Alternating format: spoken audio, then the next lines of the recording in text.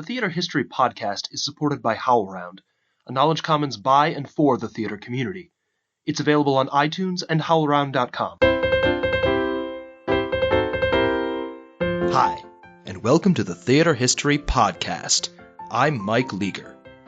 How do you keep a tradition alive while also making sure that it stays relevant to present-day interests and concerns? That's a crucial question facing India's traditional puppeteers. Today we're joined by Dr. Claudia Orenstein, who's been studying Indian puppetry and learning about how it's adapting to changing circumstances. Claudia is a professor of theater at Hunter College, and she's the co-editor of the Routledge Companion to Puppetry and Material Performance. Claudia, thank you so much for joining us. Oh, thank you so much. I'm really happy to be here. What role does puppetry play in various Indian performance cultures, and what are some particularly noteworthy examples? Yes, well, first I think it's useful to know that India has an enormous number of traditions. There maybe are about 20 traditions in every form. That's shadow puppets, rod puppets, string puppets. So there's really a lot of these traditions, and many of them go back a long way. One of the main and important things I think about them is that they really have been used to tell all the epic stories. So the stories of the Ramayana, the stories of the Mahabharata, these are the Hindu epics that are not just stories or tales or myths. We can use those terms. They're the religious foundations of Hinduism, and they're stories that are used to think about moral actions, for example, or to deal with important philosophical questions. So the puppeteers have had in India this role of presenting these important tales, also stories about Krishna and other gods. So they've really been part of the fabric of the culture. There are a lot of different traditions, and there are some traditions, for example, in Rajasthan, there's a tradition of string puppetry, which is probably the tradition everybody thinks of when they think of Indian puppets. It's the most emblematic kind of puppet. And these puppeteers were itinerant performers for a long part of their history and did shows about Amar Singh, who was a kind of political figure under the Raj at the time. And so it's more of a history kind of political story rather than a religious, myth or Hindu kind of story. So there are different ways that puppets have been used, but they've always been really an important part of community life, certainly being performed at festivals and temple festivals, and a rich part of the culture. I also wanted to mention that there are many traditions in India that I would call kind of object performances that aren't necessarily puppets, like scroll singing. So, for example, in West Bengal, there is a tradition of a whole community of people who paint these beautiful scrolls and sing tales while showing the pictures. And those have been local folk stories as well as religious stories. And more recently, they've been painting stories about things like the tsunami and the 9/11 even. I saw several scrolls that had images of George Bush and Osama bin Laden incorporated into them. They've become very popular for tourists to buy these scrolls right now. In Rajasthan, there's a tradition called Pabuji Ke Fad, which is also a scroll singing tradition.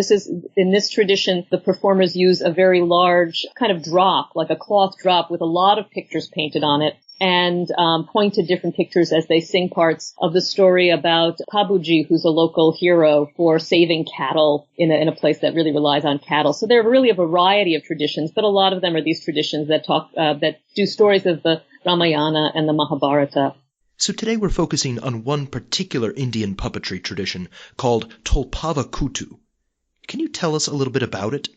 So Tolpavakoothu is a shadow puppet tradition, leather puppets, that comes from Kerala, which is in the south of India. It has a very long history, goes back around 1,200 years, supposedly. It's always difficult to date these things in India, but that's what is reported to go back that far. And again, these puppeteers tell the story of the Ramayana. What's unique about this tradition, I think there are several unique things about it, but one of the things is that it's performed at the temples as part of temple festivals and ceremonies. It can take anywhere from 7 to 21 nights of performances to tell this whole story, and different temples will request a 7-night version or a 14-night version, depending on really how much they can, how much money they have to pay the performers to come, for how long they want about the performance, but they can, the performance can be told in over 21 nights. There are special houses for the puppeteers that are permanent structures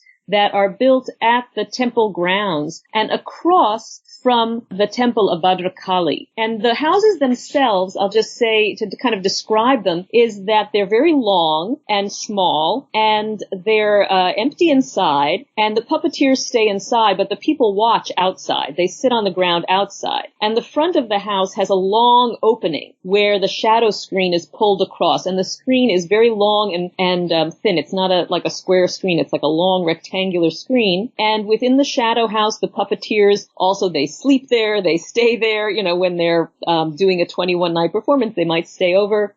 We went and visited the puppeteers at a performance where they were only starting their performance today. I don't think this would have happened in the past, but they were only starting at 4 a.m. So they were there because there was a big festival before that, and they were sleeping until it was time for them to perform. So they, occupy the house, but the audiences sit outside, and they manipulate the shadows from inside. And they have a long bar behind the screen where they place coconut shells, and within the halved coconut shells, they put coconut oil and they light those up across the screen, and that's how you get the light for the shadows. The puppet house is always placed right across from the temple so that Bhadrakali, the goddess, can watch the show, because she is actually the primary audience member for this performance. And the story goes, the legend is that she's a goddess, Bhadrakali is a goddess, and she killed this demon in battle. And the story goes that as she was fighting the demon, she missed the part of the Ramayana events where Rama kills Ravana, the ogre who has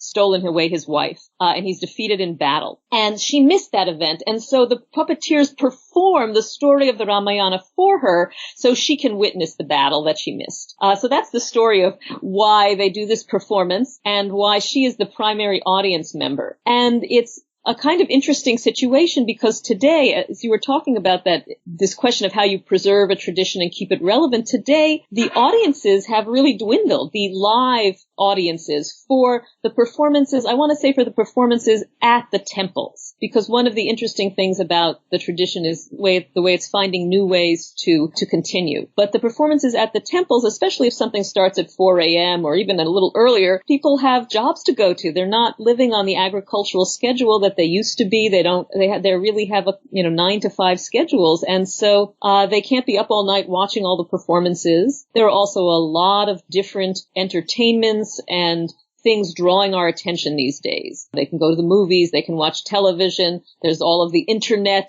so that central place that these long performances, 21 nights in a row, had played in the cultural life has really shifted. So the live audiences have really dwindled, sometimes to nobody, but the goddess is always the main audience. So the performances continue, and the temples continue to host them and to support them, because there are a lot of blessings that come from supporting the performance of this shadow puppetry form. Now, I don't know whether you've attended a full 21-night performance, but it is my understanding that you've seen a number of performances of Tolpavakoothu, and I really would just love to hear, what are they like? Okay, well, no, I have to say, sadly, I haven't attended all 21 nights. I have seen a number of them. And also one of the things that I might mention here that the puppeteers have done as a way of kind of expanding their tradition is created a very cut down, like 1 hour version that they can take to puppetry festivals that they perform at their home in Kerala. People can commission to go see them and organize, to go see these events. So they'll be very happy that I'm advertising that for them. And you can see a lot of the highlight events in that 1 hour, the things that maybe are most kind of exciting to watch. So the puppets, it starts with Ganesha, the puppet of Ganesha, which is the elephant-headed god. And pretty much all the puppet traditions, I would say most of the Hindu puppet traditions in India start with some kind of invocation to Ganesha. Ganesha is the remover of all obstacles. And so It's a wonderful thing to pray to Ganesha before you perform so you can have a good show, a good presentation without any of the obstacles coming in, and he can bless the performance and you honor Ganesha as a god. So he appears on the screen, and it's good to note that the shadow puppets, they're made out of very thick leather, and they're traditionally painted with colors that are made from local plants and, local materials, and they have very earthy kind of tones. And the kind of reds and yellows actually come through the screen. You can see them. And I think people are always surprised about that, but there are a lot of shadow puppet traditions where it's not just black shadow. You're seeing actually a lot of the color, and the flames you see flickering behind, and the flames help to kind of bring out those colors, I think. So, and there are some dancing women along with this benediction to Ganesha. And then we start to tell the story. And there are all kinds of scenes. The puppets, I should also say, have intricate patterns carved into them. One of the things to think about if you're thinking about shadow puppetry at all is, to kind of, I sometimes teach courses where we make shadow puppets. And you have to kind of shift your thinking about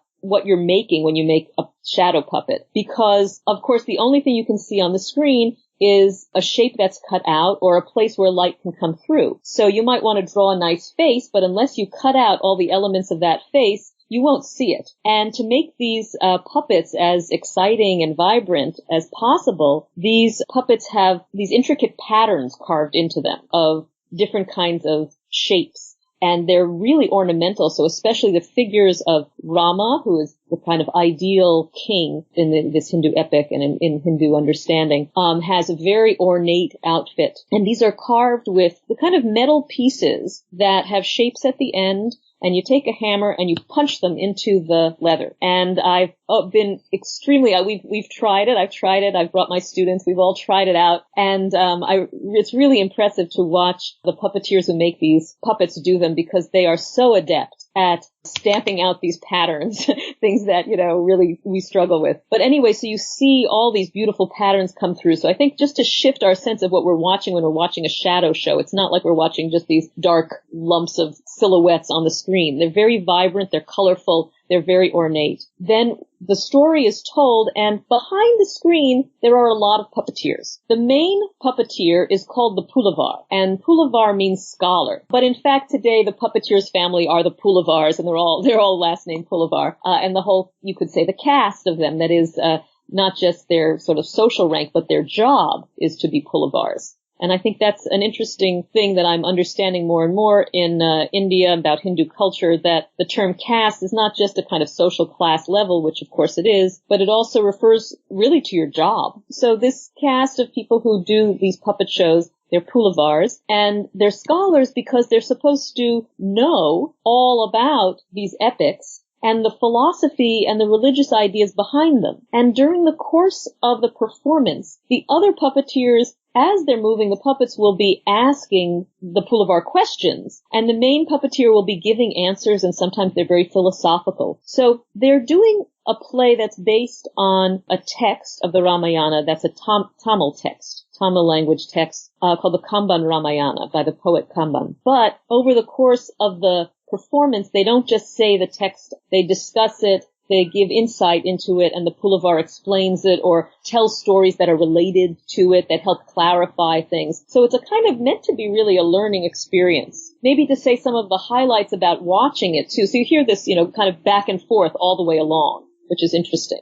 Some of the other highlights of what you see, there are, wonderful battle scenes. There'll be puppets that are just of arrows that go back and forth across the screen. In a lot of Hindu stories, the forest is a place that people go to receive enlightenment or have transformational experiences where they leave the city behind. And this is what happens in the Ramayana. Rama and his brother Lakshmana and his wife Sita all go to the forest, and it's there that Sita is abducted. But they spend a long time in the forest, and they have all kinds of experiences there. And the forest scenes are quite exciting in the puppet show because this puppet tradition has a lot of wonderful animal characters. So there's a beautiful deer that has a neck that's jointed in several places, so you can watch the neck go down and go up, and then it spins around because there's a moment when one of the characters turns into a deer, and so it spins around and transforms. There are birds that fly across the screen.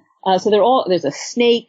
So there are all these wonderful animal puppets. And the puppets are moved with rods. And sometimes when a puppet is on the screen for a long time, they just pin it to the screen and they leave their hands free to move other puppets around because the screen is just made out of cloth and they'll take a pin and just pin them there. And some of the characters have several different forms, take several different forms. So you might see the character in one form where it's sitting and you can see it sitting on its throne and the only moving part is an arm. But you might see another battle version where both of the arms move. So there are different versions of the characters. There are also moments of excitement when they throw something on the coconut fires behind the screen and the fires kind of explode. So you get this kind of special effect. It's a powder they throw on it. You get these kind of special effect, kind of fire igniting behind the screen. And that's very exciting. There's a character, I have a puppet of it at home where they shoot it and its head falls off. So there are all kinds of special effects and events that happen that make the puppetry exciting as well. But a lot of the richness of it is through the telling of the stories and the philosophical repartee,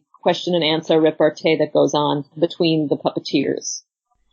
Now, you mentioned the Pulavars, and I want to go back to the question that began this interview, that question about how do we balance the need to preserve a tradition with the need to make sure that that tradition stays relevant. How are puppeteers like the Pulavars addressing that challenge, and is there anything that would help them to do so more effectively?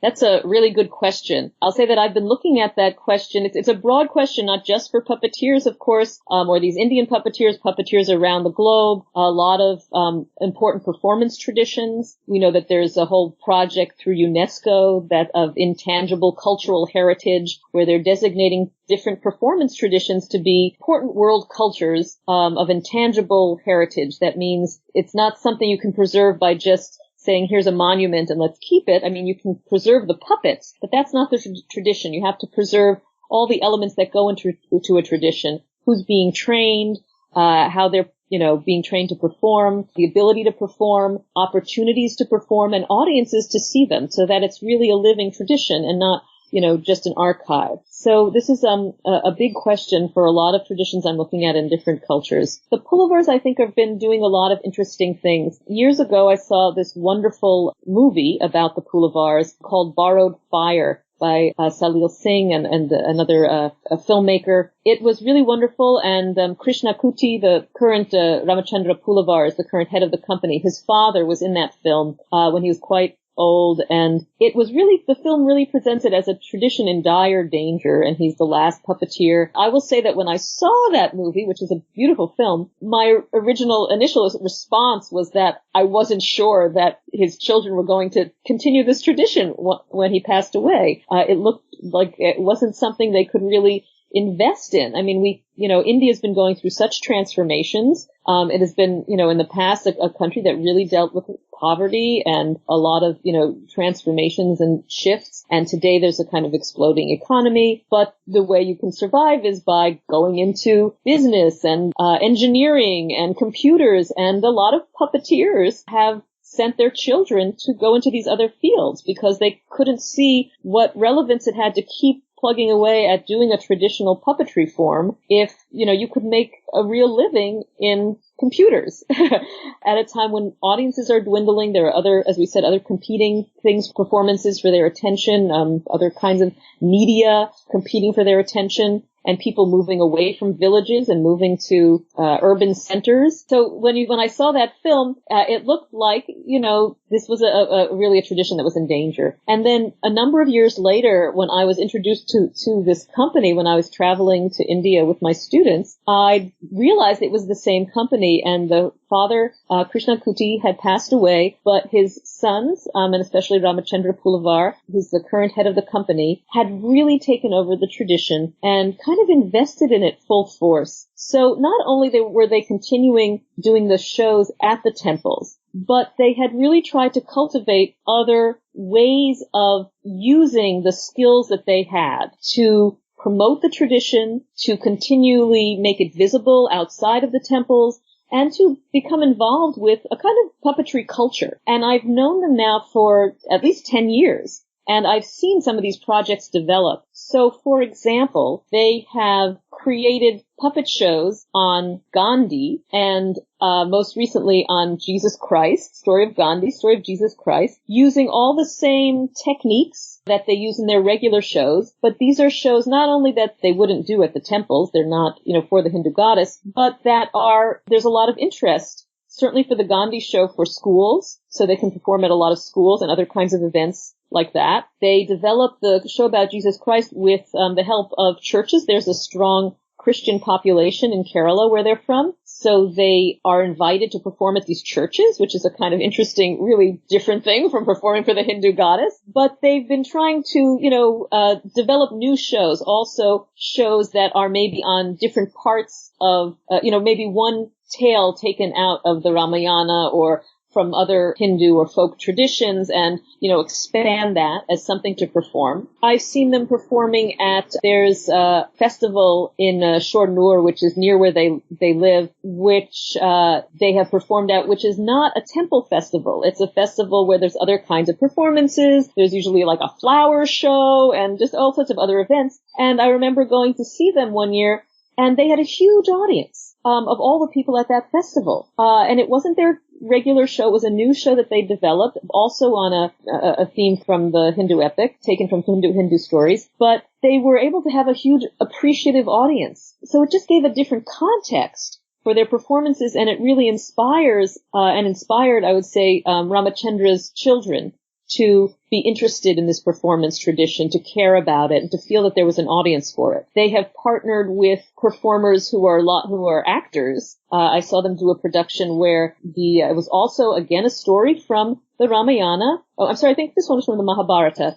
But live actors were doing the main characters, but all the battle scenes were done by the shadows by the shadow puppeteers in shadow. So that was a different kind of partnership. They have been recently sponsoring, I've seen, in conjunction sometimes with the Sangeet Natak Academy this year, which is an important cultural organization in India, supports puppetry and other arts. But down in Kerala, even before that, I think on their own they had started, and this year with the Academy, a puppetry festival where they perform and they introduce puppeteers from other traditions in Kerala and other Indian traditions. They might invite them, and also have been trying some new things. I think Ramachandra's youngest son, Rahul, has been learning other kinds of puppetry and other kinds of performance. They've been doing things at school, so they're really kind of expanding. They brought a design program, students in design from Bangalore who come down, I think now once a year, and do a kind of exchange with them where they learn puppetry techniques, and they also show the Pulavars other kinds of techniques of animation and things like that. So they're trying to branch out to have other kinds of shows that they do, and to show what their skills are and their proficiency in puppetry, and to spread and promote puppetry in general. They also make a lot of puppets to sell, and they make other things to sell like keychains and lampshades using, they have these amazing leather carving skills. I think those are some of the ways that they've been kind of expanding what they do, and they still do the traditional performances in the traditional way at the festivals, at the temples. So they were able to kind of keep both going. What I've come to understand is that one of the important challenges that traditional puppeteers have in places like India is not just these social and economic, transformations that they're dealing with, but really what they have to deal with is a transformation of mindset from a kind of system of patronage where they have a patron who you can count on to invite you every year, to pay for you, to support you, to being really entrepreneurs within a capitalist system. And that's really the shift that is complicated and exemplified, I think, by a lot of these puppet traditions. Now, one other member of the Pulavar family that you've written about, whose work sounds particularly interesting, is Rajita Pulavar. Can you tell us a little bit about her and why she might be so important for the future of Tolpavakoothu?